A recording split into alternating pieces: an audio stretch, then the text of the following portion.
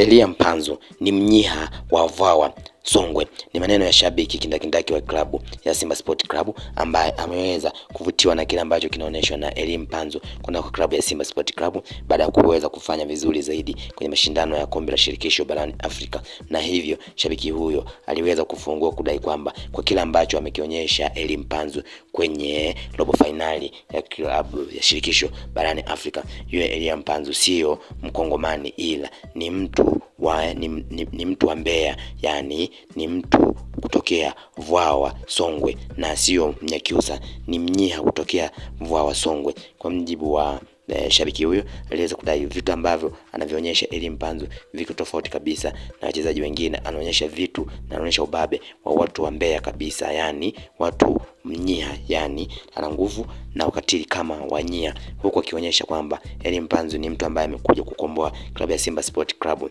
Nikumbuke kwamba Elia Mpanzu ambaye aliweza kusajiliwa kwenye dirisha dogo la mwezi Disemba, basi ameweza kuonyesha kitu ambacho alichonacho na alichojaliwa kwenye miguu yake baada ya kuweza kufanya vizuri zaidi kwenye mashindano tofauti akiwa na klabu ya Simba Sport Club. Lakini mpaka sasa Elia Mpanzu ameweza kuonyesha utofauti mkubwa zaidi kwenye michuano ya kombe la shirikisho barani Afrika, ambapo aliweza kucheza kwa kiwango kikubwa zaidi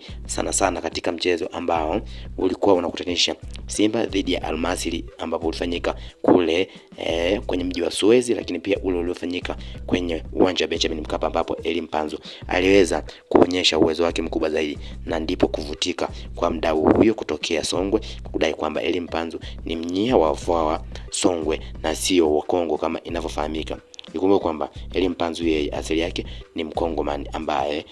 huko inasemekana kwamba ndiko kwao na ndiko alikozaliwa, lakini ni mdau huyu amekuja na swala tofauti kwamba huyo kwa asili yake ni mnyiha kutokea Vwawa Songwe.